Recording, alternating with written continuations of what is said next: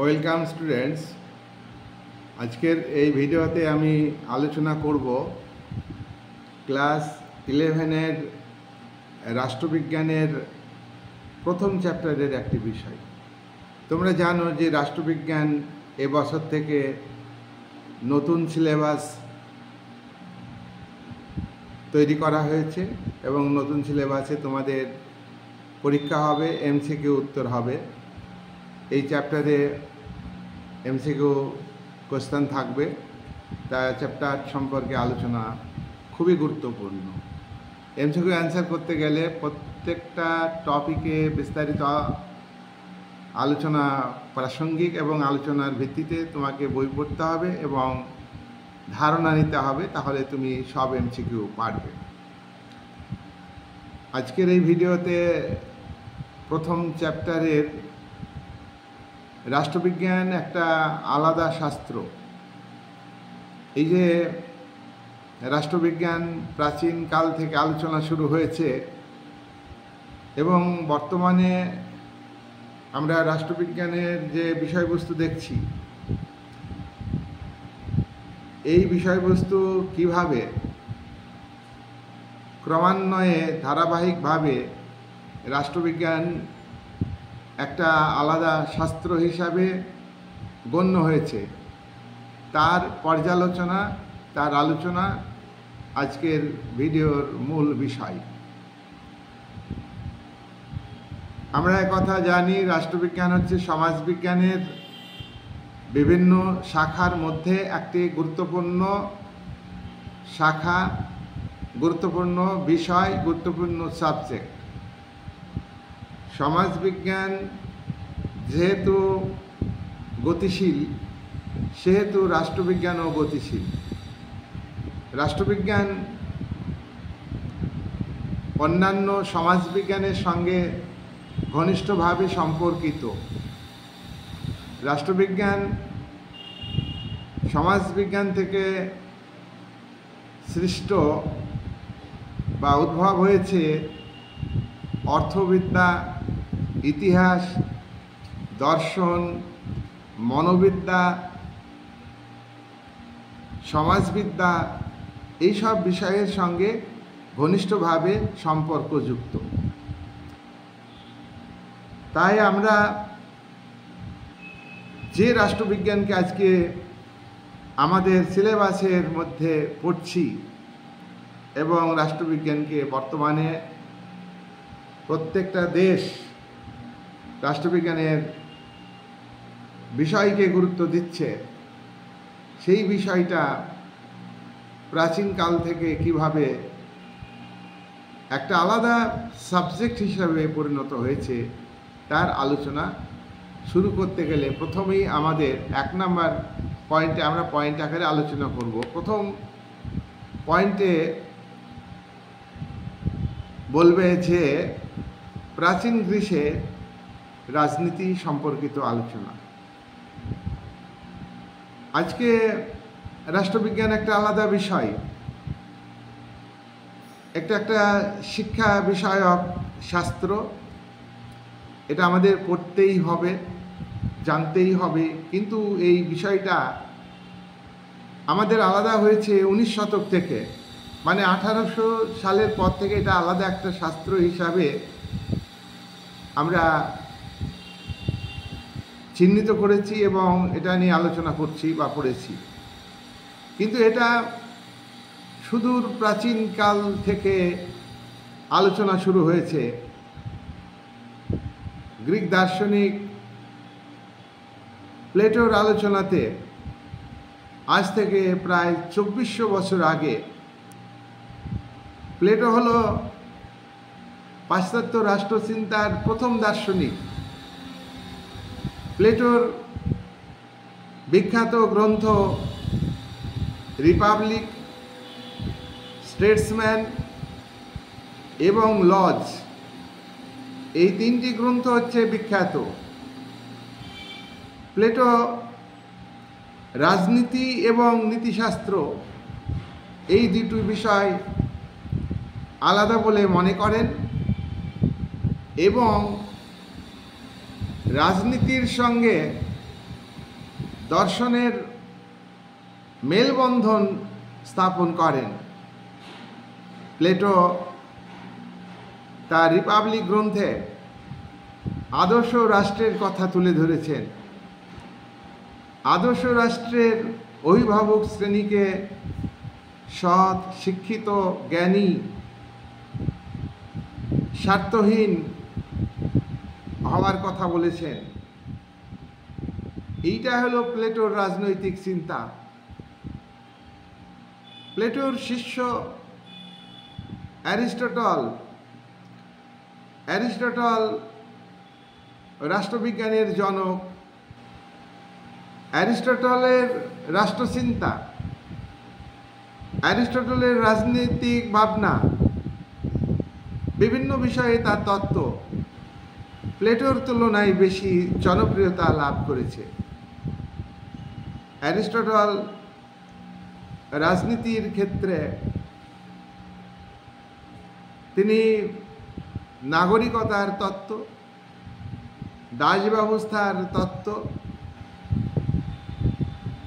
সাংবিধানিক তত্ত্ব বা সরকারের শ্রেণীবিভাজন বা সাংবিধানিক শ্রেণীবিভাজন, রাষ্ট্র বিপ্লব, বিভিন্ন বিষয়ে তত্ত্ব লিখেছেন।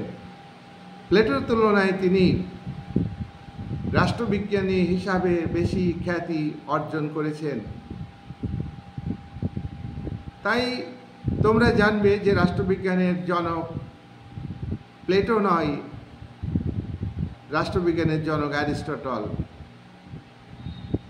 ম্যাক্সি বলেছেন অ্যারিস্টটল প্রথম রাজনীতি বিজ্ঞানী।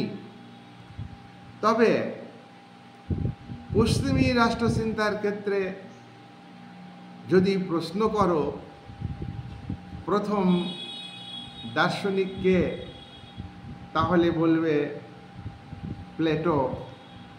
রাষ্ট্রবিজ্ঞানের জনককে অ্যারিস্টটল, কারণ রাষ্ট্রবিজ্ঞান সম্পর্কিত বিষয়গুলিকে অ্যারিস্টটলই প্রথম সুসংবদ্ধভাবে তুলে ধরেছেন। নাম্বার 2,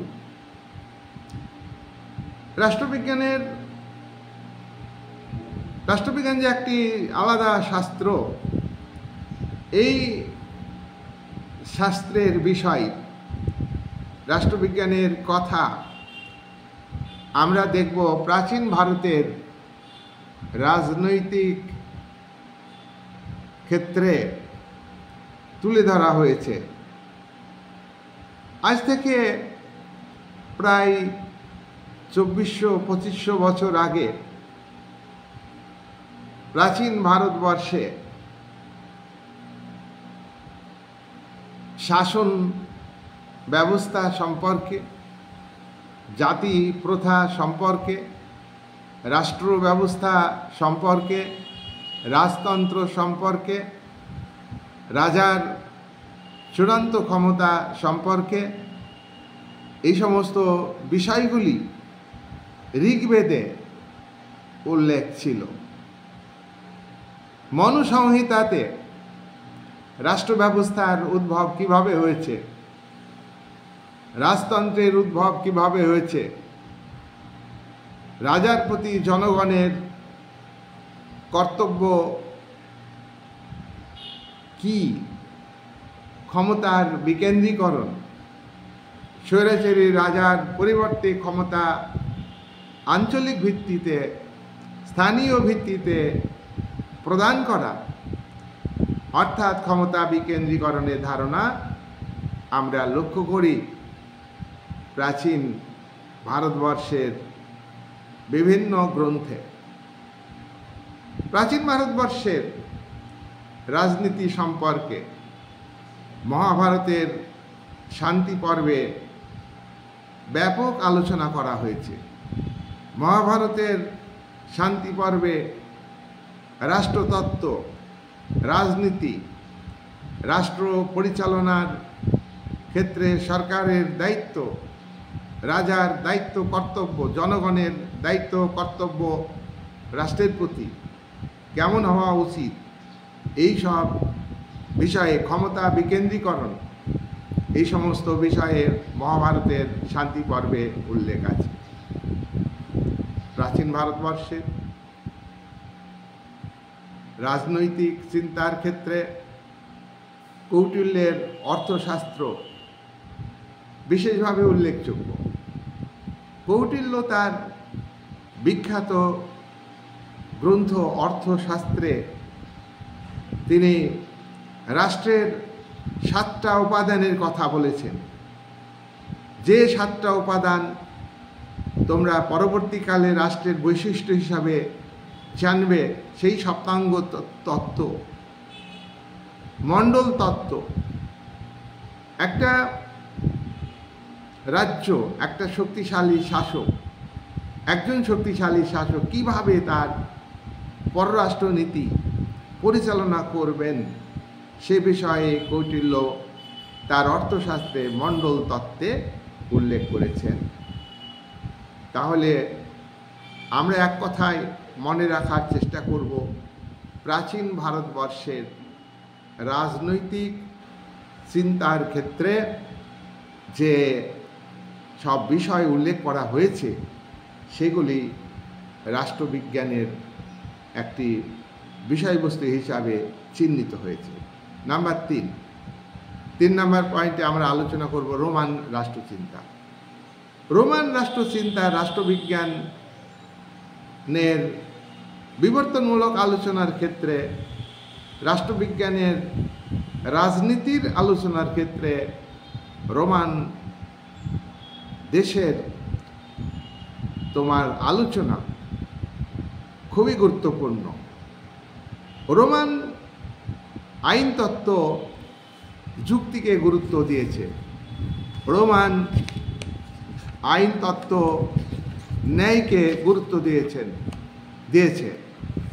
রোমান চিন্তাবিদ অ্যাকুইনাস, সেনেকা, পলিবিয়াস, এদের যে রাজনৈতিক ভাবনা, সেই ভাবনার মধ্যে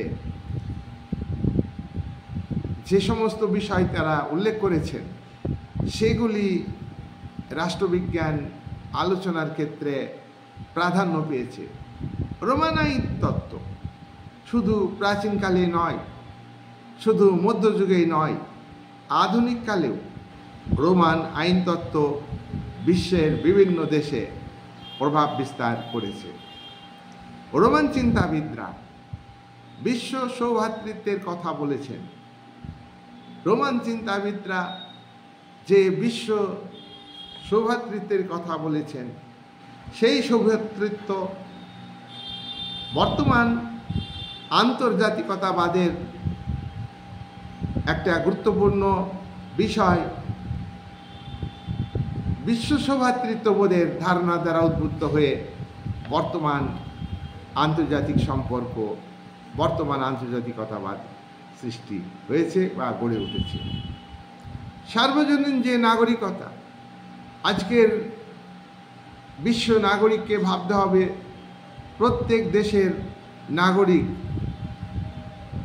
নিজ নিজ দেশের যেমন নাগরিক বাধ্যতামূলক কর্তব্য পালন করতে হয় রাষ্ট্রের প্রতি, তেমনি প্রত্যেক দেশের নাগরিককে ভাবতে হবে যে আমরা শুধু এই দেশের নাগরিক নই, আমরা বিশ্বের নাগরিক। তাই এই বিশ্ব নাগরিকতার বোধের দ্বারা তারা যে ভাবনা চিন্তা করবে, তার মধ্য দিয়ে বিশ্ব শান্তি ও বিশ্ব নিরাপত্তা সংরক্ষিত হবে। নাম্বার 4, মধ্যযুগের রাষ্ট্রচিন্তা। এটাও রাষ্ট্রবিজ্ঞান আলোচনার বিবর্তনের ক্ষেত্রে একটা স্তর বা পর্যায়। তোমরা জানো, ইউরোপে 450 থেকে 1450 সাল পর্যন্ত 1000 বছর ধরে মধ্যযুগ চলে। মধ্যযুগে রাজশক্তির সঙ্গে রাষ্ট্রশক্তি সঙ্গে ধর্মীয় শক্তির দ্বন্দ্ব বাঁধে। আমরা লক্ষ্য করেছি কোনো কোনো সময় ধর্মীয় নেতারা, ধর্মীয় পুরোহিতরা রাজাকে প্রভাবিত করেছেন। আবার কোনো কোনো সময় দেখা গিয়েছে যে ধর্মের উপর রাজার কর্তৃত্ব প্রতিষ্ঠিত হয়েছে। অর্থাৎ ধর্ম এবং রাজনীতির মধ্যে দ্বন্দ্ব দেখা দিয়েছে। কিন্তু মধ্যযুগের চিন্তাবিদ, কিছু চিন্তাবিদ, অগাস্টাইন, তারা ধর্মকে গুরুত্ব দিলেও ধর্ম রাজনীতির উপরে কর্তৃত্ব করবে না, পোপ রাজার প্রতি কর্তৃত্ব করবে না, এই বক্তব্য তার দুই তরবারি তত্ত্বে অর্থাৎ সিটি অফ গড তত্ত্বে, সিটি অফ গড গ্রন্থে উল্লেখ করেছে। সিটি অফ গডের দুই তরবারি তত্ত্ব এটা কি? এটা হলো অগাস্টাইন বলেছেন বিশ্বজগৎ, বাস্তব জগৎ, পার্থিব জগৎ, এটা একটা জগৎ। আর একটা জগৎ হলো অলৌকিক জগৎ। অলৌকিক জগৎ হলো ধর্মীয় জগৎ। এই ধর্মীয় জগতের পৌঁছানোর জন্যে মানুষকে শিক্ষা দিবে চার্চ, ধর্মীয় নেতা পোপ, ধর্মীয় নেতা দায়িত্ব এটা। অন্যদিকে এই পার্থিব জগতে মানুষের সুখ বিধান করবে রাজা। তাই রাজা ধর্মের ক্ষেত্রে হস্তক্ষেপ করবেন না। কিন্তু অগাস্টাইন জোরের সঙ্গে বলতে পারেননি, কেউ বলতে পারেননি ধর্ম আর রাজনীতি আলাদা। তিনি ধর্ম এবং রাজনীতির মধ্যে সমন্বয় সাধনের চেষ্টা করেছিলেন। তার পরবর্তীকালে পাডুয়ার মার্সিগ্লিও তিনি আধুনিক যুক্তিবাদী চিন্তাবিদ, গণতান্ত্রিক চিন্তা করেন। তিনি জনগণের হাতে ক্ষমতা প্রদানের কথা বলেছেন। তিনি বলেছেন ধর্মের জগৎ আর রাজনীতির জগৎ পুরোপুরি আলাদা। ধর্মের জগতের দ্বারা, ধর্মের নেতা পুরোহিতের দ্বারা রাজ্য প্রভাবিত হবে না, রাজা প্রভাবিত হবেন না। রাজ্য শাসনের ক্ষেত্রে রাজা স্বাধীনভাবে শাসন করবেন, সুশাসন প্রতিষ্ঠিত করবেন। মধ্যযুগে এইভাবে দেখা যায় শেষের দিকে যে ধর্ম আর রাজনীতির মধ্যে একটা পার্থক্য, এবং রাজনীতি যুক্তিবোধ, বিজ্ঞান ভিত্তিক আলোচনাকে গুরুত্ব দিয়েছে। 5 নম্বর পয়েন্ট। 5 নম্বর পয়েন্ট হচ্ছে নবজাগরণের পর্যায়। এই নবজাগরণের পর্যায়ে রাষ্ট্রবিজ্ঞানের যে বিষয় রাজনীতি, এটা বিরাট পরিবর্তন আসে। এটা নবজাগরণের সন্তান হিসাবে ম্যাকিয়াভেলি তিনি ধর্ম এবং রাজনীতিকে সম্পূর্ণভাবে আলাদা করার সুপারিশ করেন। তিনি বলেন ধর্মীয় জগতে পোপ কর্তৃত্ব করবে, অলৌকিক শক্তি প্রতি প্রার্থনা করবে মানুষ, সেক্ষেত্রে পোপ সাহায্য করবেন। পোপ রাষ্ট্র পরিচালনার ক্ষেত্রে কোনো মতেই হস্তক্ষেপ করবেন না। আর রাজা রাজ্য শাসন করবেন। রাজ্য শাসনের ক্ষেত্রে ধর্মের দ্বারা রাজা প্রভাবিত হবেন না। রাজ্য শাসনের ক্ষেত্রে রাজা কখনোই তোমার মরালিটি বা নৈতিকতার দ্বারা প্রভাবিত হবেন না। রাজ্য শাসনে রাজা নীতিজ্ঞানহীন হবেন, রাজা ধর্মহীন হবেন। কিন্তু রাজা ব্যক্তিগত জীবনে ধর্ম পালন করতে পারবেন। রাজা কখনোই ধর্মবিরোধী নন। আরেকটি কথা তিনি বলেছেন যে রাজাকে সৎ হতে হবে, তাকে রাজা হবেন সিংহের মতো বলশালী আর শ্রীকালের মতো ধূর্ত। রাজার এই বল এবং শক্তি এবং চালাকি বুদ্ধি, এই দুটো উপাদানই থাকতে হবে। সিংহের বল আর শ্রীগালের ধূর্ত বুদ্ধি, এটা রাজ্য শাসনের ক্ষেত্রে তাকে গ্রহণ করতে হবে। যাই হোক, এই নবজাগরণের স্তরে তোমার রাজনীতি আর নীতি শাস্ত্র দুটোকে আলাদা করা হয়, রাষ্ট্রনীতি আর ধর্মনীতিকে আলাদা করা হয়। তাই ম্যাকিয়াভেলিকে আধুনিক রাষ্ট্রবিজ্ঞানের জনক বলা হয়। তোমরা জানো রাষ্ট্রবিজ্ঞানের জনককে অ্যারিস্টটল, আধুনিক রাষ্ট্রবিজ্ঞানের জনককে ম্যাকিয়াভেলি।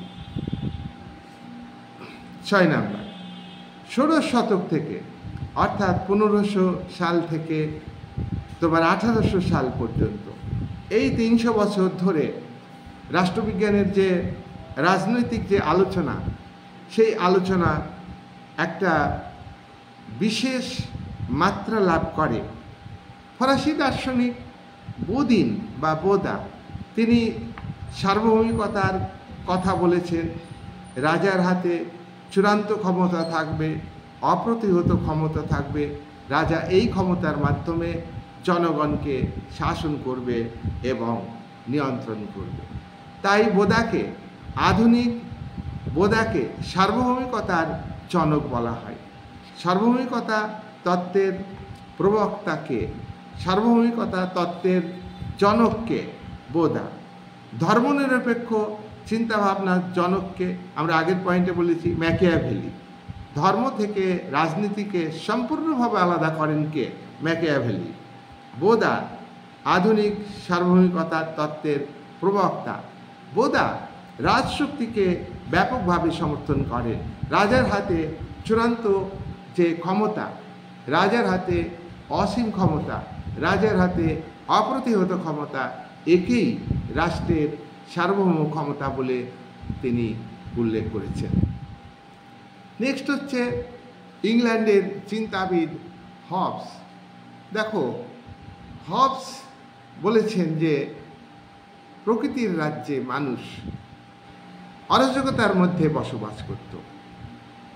আদিমকাল থেকে মানুষ অরাজকতার মধ্যে বসবাস করত। আদিমকালে মানুষের মধ্যে কোনো শান্তি ছিল না, চরম অশান্তি ছিল। মানুষ একে অপরকে আক্রমণ করত, হত্যা করত। কারণ কি? হবসের মতে মানুষের প্রকৃতি হলো স্বার্থপরতা। মানুষ মাত্রই স্বার্থপর, মানুষ মাত্রই লোভী, মানুষ মাত্রই ক্ষমতা লিপ্সু। সে ক্ষমতা লোভী, ক্ষমতা অর্জন করতে চায়। মানুষ মাত্রই সে তার মানসিকতা কুৎসিত, সেটি কিন্তু পাপ নিয়েই জন্মগ্রহণ করে। সুতরাং এই মানুষ কখনোই প্রথম থেকে শান্তিতে বসবাস করতে পারে না। তাই অরাজকতা, তোমার সমাজে বিশৃঙ্খলা ছিল, একে অপরকে আক্রমণ করত।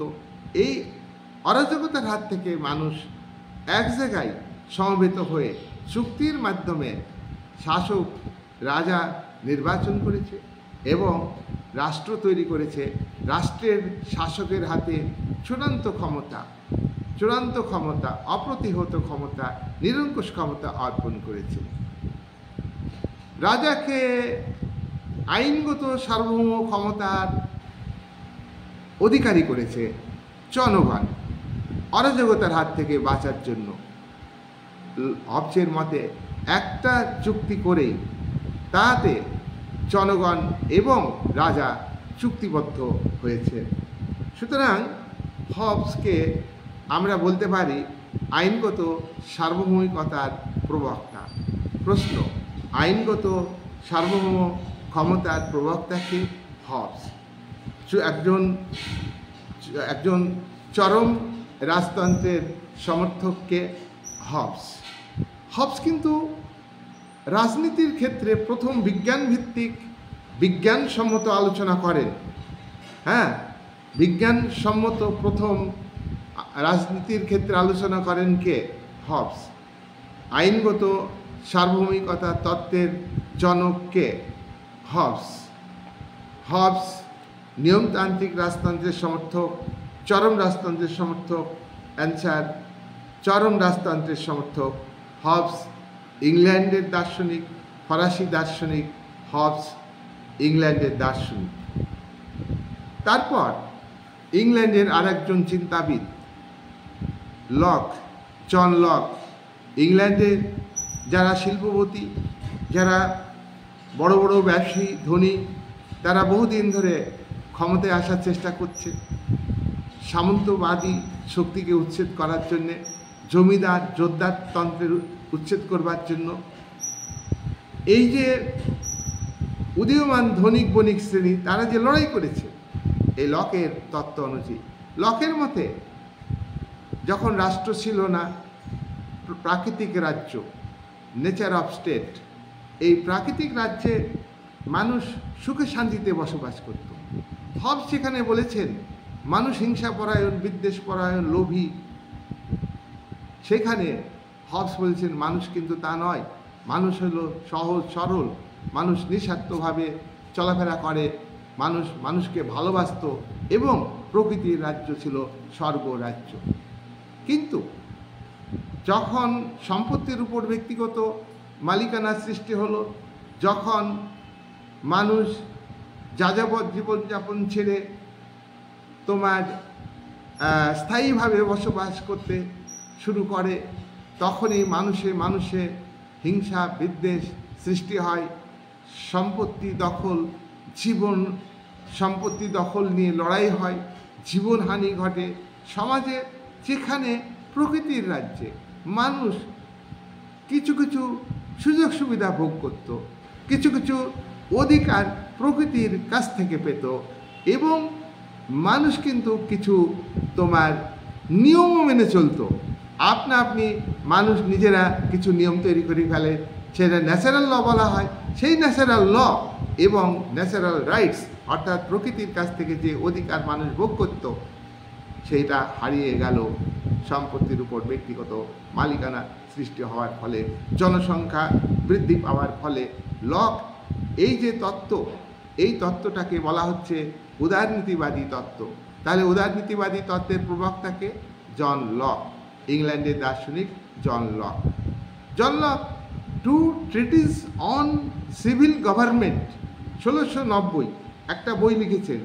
এই বইয়ে তিনি দুটো চুক্তির কথা বলেছেন।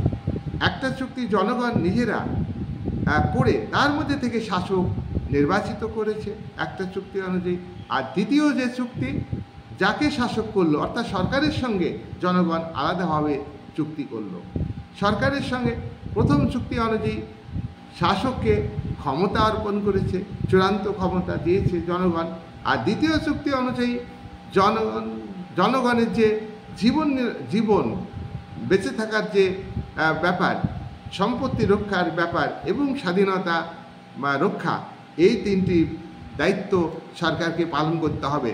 সরকার যদি জীবন রক্ষা করতে না পারে মানুষের, অর্থাৎ আমাদের অধিকার রক্ষা করতে না পারে, আমাদের স্বাধীনতা যদি দিতে না পারে, তাহলে সরকারকে আমরা ক্ষমতাচ্যুত করতে পারবো, আমরা আন্দোলন সংগঠিত করতে পারবো। এই যে লক, এই যে জনগণের হাতে যে ক্ষমতা, সরকারকে ক্ষমতাচ্যুত করবার যে ক্ষমতা, এইটা হলো এটা রাজনৈতিক সার্বভৌম ক্ষমতা।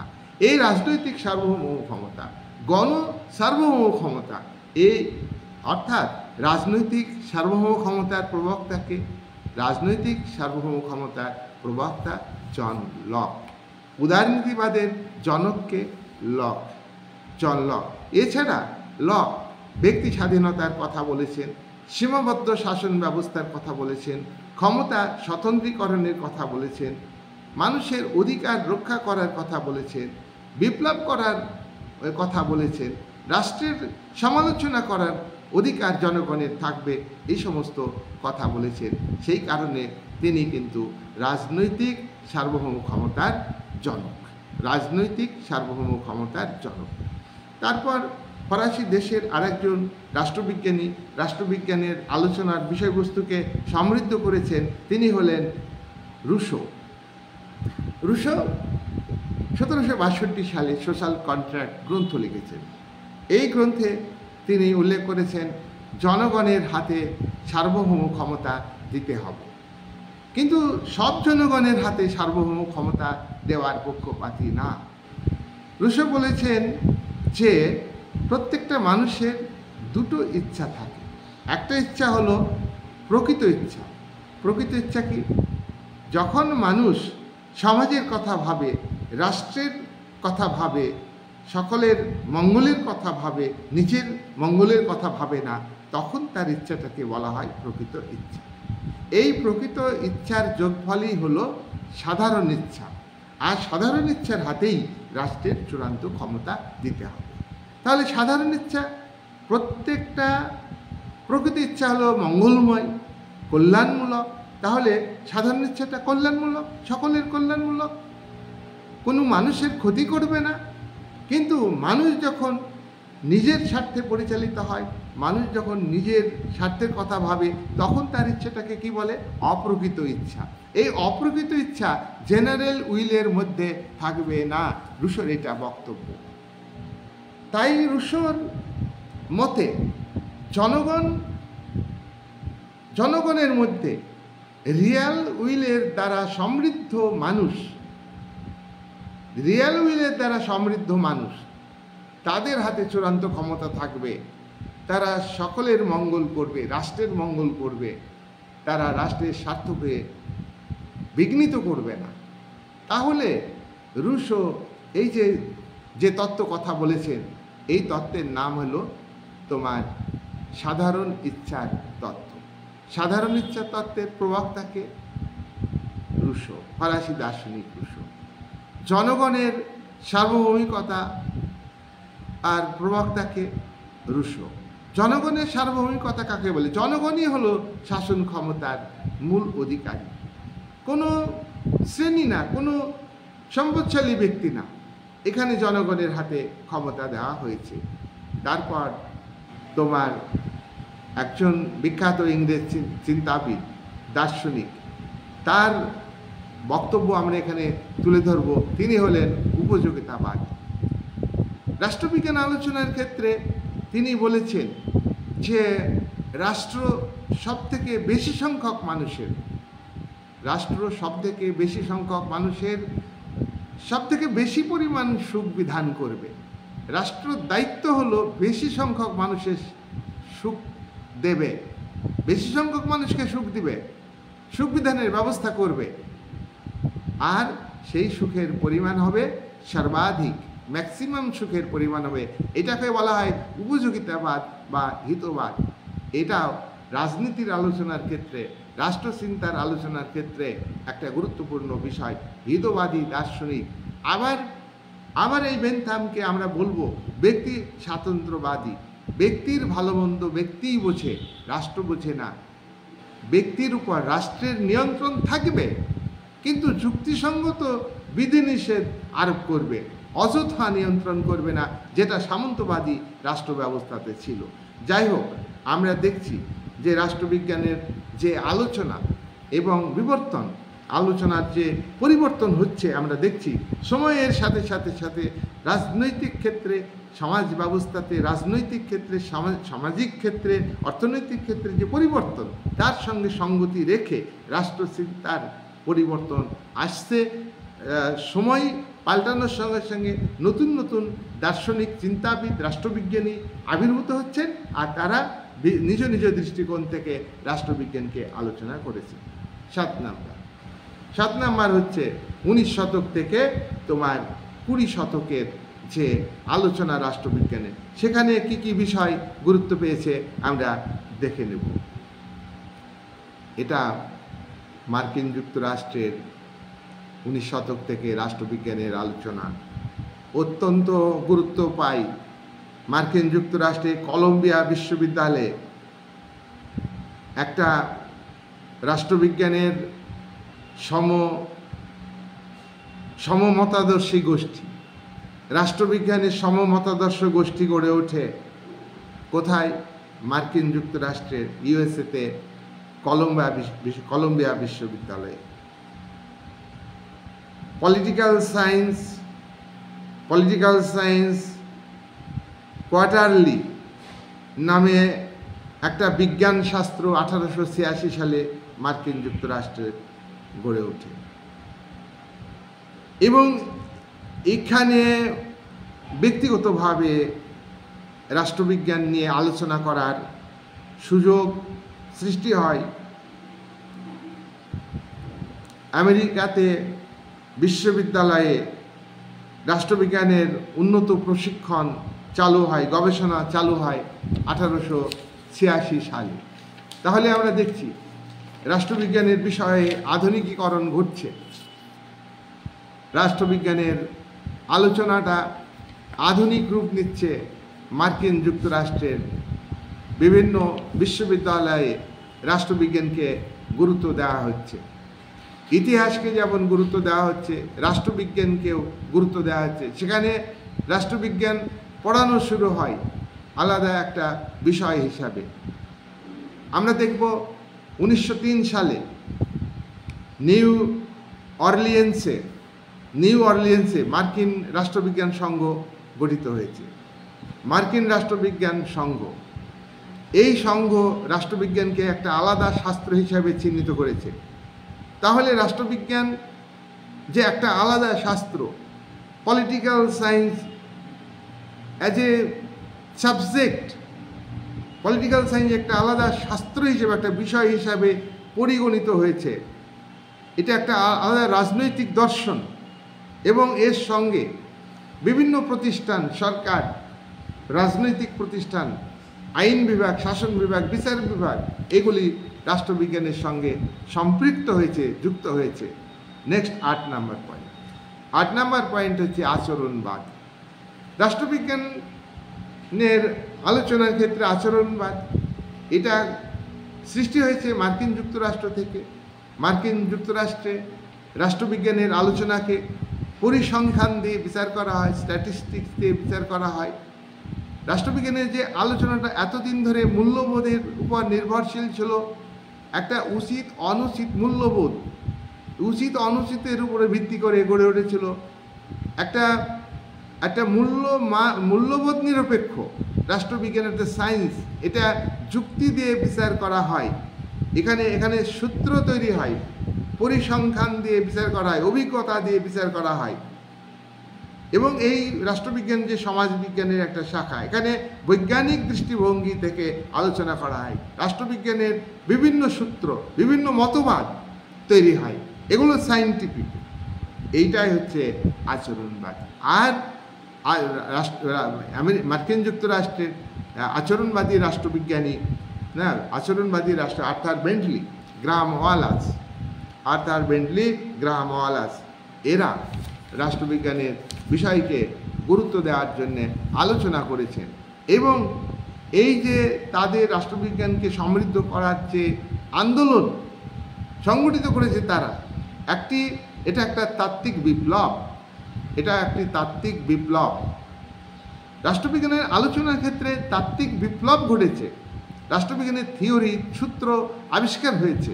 এক্ষেত্রে তাত্ত্বিক বিপ্লব, এই কথাটি কে বলেছেন? ডেভিড স্টন। মার্কিন আচরণবাদী রাষ্ট্রবিজ্ঞানী ডেভিড স্টন এই কথা বলেছেন। ডেভিড স্টনের পলিটিক্যাল সিস্টেম একটা বিখ্যাত গ্রন্থ রয়েছে। যাই হোক, চার্লস মেরিয়াম রাষ্ট্রবিজ্ঞানের আলোচনাকে গুরুত্ব দিয়েছেন। চার্লস মেরিয়াম, আচরণবাদের জনককে চার্লস মেরিয়াম। কয়েকজন আচরণবাদী দার্শনিকের নাম বলবে: Graham Wallas, Arthur Bentley, Lasswell, এরা কিন্তু মার্কিন আচরণবাদী রাষ্ট্রবিজ্ঞান। এটা এমন একটা শাস্ত্র যে সমাজবিজ্ঞানের অন্যান্য শাখার সঙ্গে যুক্ত। মার্কিন যুক্তরাষ্ট্রে তোমার শিকাগো গোষ্ঠী গড়ে উঠেছে রাষ্ট্রবিজ্ঞানীদের, তারা রাষ্ট্রবিজ্ঞানকে গুরুত্ব দিয়েছে। যাই হোক, রাষ্ট্রবিজ্ঞানের আলোচনা আমরা দেখছি যে গতিশীল এবং ধারাবাহিকভাবে আলোচনাতে আমরা দেখছি ক্রমান্বয়ে এর সঙ্গে নতুন নতুন বিষয় যুক্ত হচ্ছে। এইবার আমরা 9 নম্বর পয়েন্ট বলবো, আচরণবাদ উত্তর। আচরণবাদ রাষ্ট্রবিজ্ঞানের বিষয়কে মূল্যবোধ নিরপেক্ষ মনে করে। রাষ্ট্রবিজ্ঞান বিজ্ঞানসম্মতভাবে আলোচনা করা হয়। রাষ্ট্রবিজ্ঞানের বিষয়কে যুক্তি দিয়ে বিচার করা হয়। এখানে উচিত অনুচিতের ব্যাপার না। এখানে সংখ্যা তত্ত্ব দিয়ে হিসাব নিকাশ করা হয়, সংখ্যায় প্রকাশ করা হয় রাষ্ট্রবিজ্ঞানের বিষয়কে। কিন্তু আচরণবাদোত্তর যারা, তারা বলছেন যে আচরণবাদীরা ভুল ব্যাখ্যা দিয়েছেন। রাষ্ট্রবিজ্ঞান সমাজ নিরপেক্ষ হতে পারে না, মূল্যবোধ নিরপেক্ষ হতে পারে না।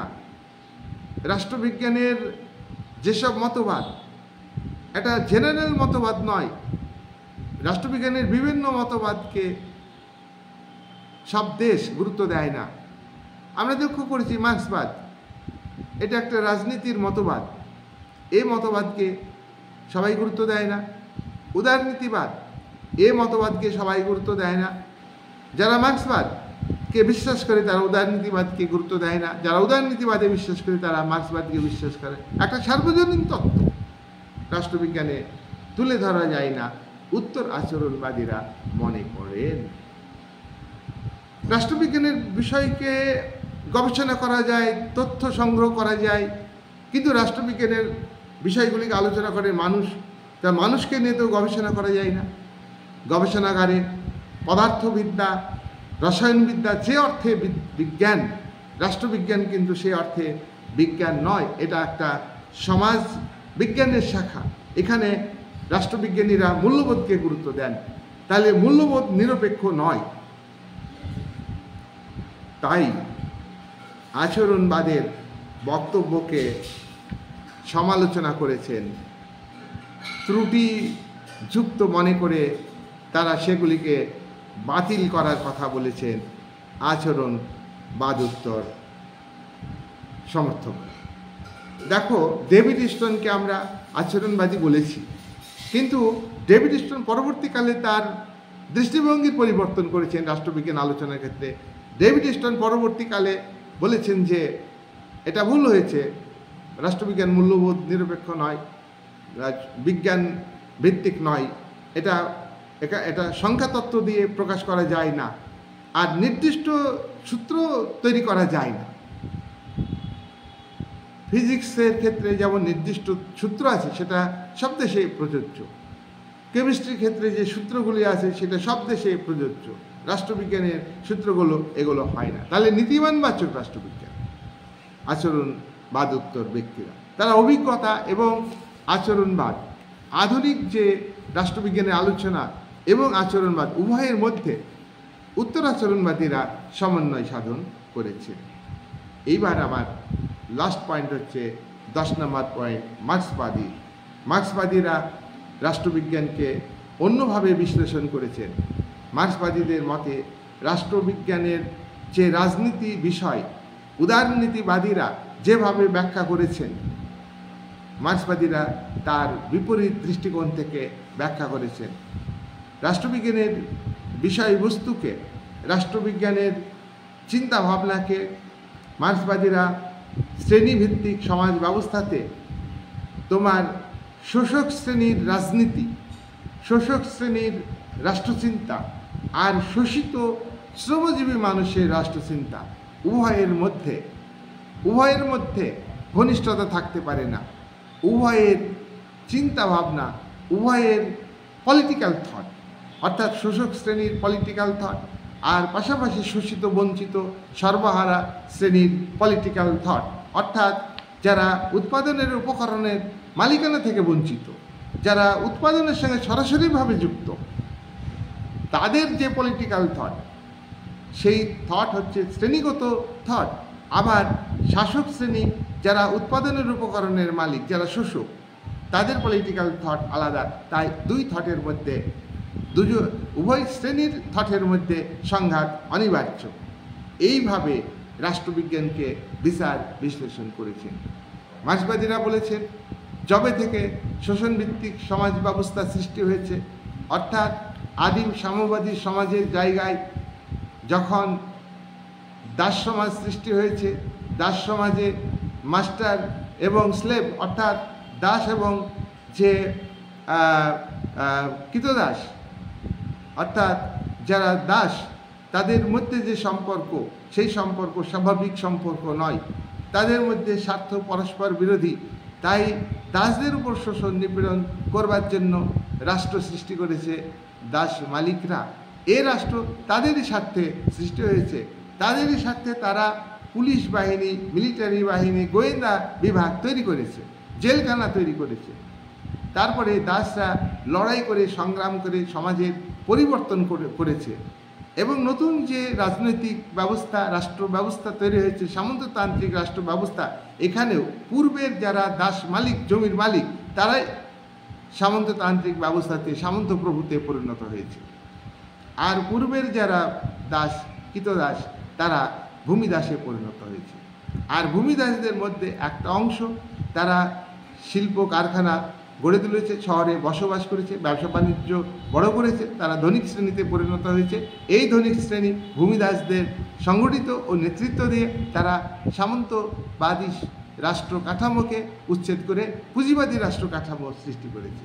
পুঁজিবাদী রাষ্ট্র কাঠামোতেও যে রাজনৈতিক বিষয়, পলিটিক্যাল সায়েন্সের সাবজেক্ট ম্যাটার, সেটা কিন্তু যারা পুঁজির মালিক, যারা বুর্জোয়া শ্রেণী, যারা শিল্পের মালিক, যারা বড় বড় ব্যবসায়ী, যারা ধনী,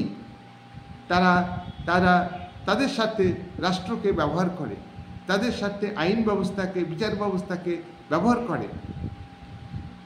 শ্রমজীবী মানুষ, সর্বহারা মানুষ, প্রলেতারিয়েট মানুষ, শোষিত মানুষ, তারা এই রাষ্ট্রের দ্বারা নিষ্পেষিত হয়, শোষিত হয়, অত্যাচারিত হয়। পূর্বের যেসব সমাজে দেখা গেছে রাষ্ট্র যেদিন থেকে সৃষ্টি হয়েছে, রাষ্ট্র কিন্তু শোষক শ্রেণীর হাতিয়ার হিসাবে কাজ করেছে।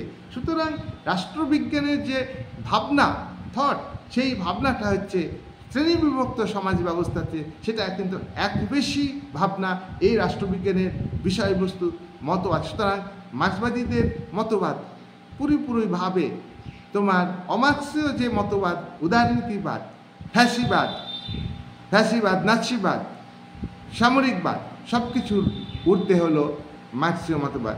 লেনিন তার দি স্টেট গ্রন্থে, লেনিন তার দি স্টেট অ্যান্ড রেভলিউশন গ্রন্থে, লেনিন তার imperialism is the high stage of capitalism, এই যে তিনটি গ্রন্থ লিখেছেন, what is to be done, এই গ্রন্থেও তিনি বিপ্লবীদের কী করতে হবে সে কথা উল্লেখ করেছেন। রাজনীতিতে যাদের আধিপত্য আছে তারা কারা? অর্থনৈতিক ক্ষেত্রে যাদের আধিপত্য আছে তারা রাজনৈতিক ক্ষেত্রে আধিপত্য বিস্তার করেছে। সুতরাং রাষ্ট্রবিজ্ঞান যে আলোচনাটা শুরু হয়েছিল একটা প্রাচীন গ্রিস দেশে, তারপরে পর্যায়ক্রমে আমরা দেখলাম যে রোমান চিন্তাভাবনা, রাষ্ট্রবিজ্ঞানের যে বিকাশ হয়েছে, মধ্যযুগে বিকাশ হয়েছে, আধুনিক ক্ষেত্রে ষোড়শ শতকে, এবং বিভিন্ন থিঙ্কারের কথা আমরা আজকে আলোচনা করেছি। এইভাবে রাষ্ট্রবিজ্ঞান আজকে একটা আলাদা শাস্ত্র, প্রায় দেশে এটাকে আলাদা শাস্ত্র হিসেবে পড়ানো হয় এবং অনেক রাষ্ট্রবিজ্ঞান সমাজবিজ্ঞানের একটি আলাদা শাখা হিসেবে আজকে পৃথিবীতে বিরাট প্রভাব বিস্তার করেছে। Political science as a separate subject, political science as a separate subject, এই হিসাবে আমরা এটাকে গণ্য করি। এই বলে আজকের আলোচনা আমি শেষ করলাম। আমি পরবর্তী ভিডিওতে আলোচনা করব রাষ্ট্রবিজ্ঞানের প্রকৃতি আছে, সাবজেক্ট ম্যাটার আছে। আর দুটো ভিডিও করলেই আমার ফার্স্ট চ্যাপ্টার কিন্তু পড়ানো হয়ে যাবে। তোমরা ভালো করে ভিডিও দেখবে আর পাশাপাশি টেক্সট বইটা রিডিং করবে।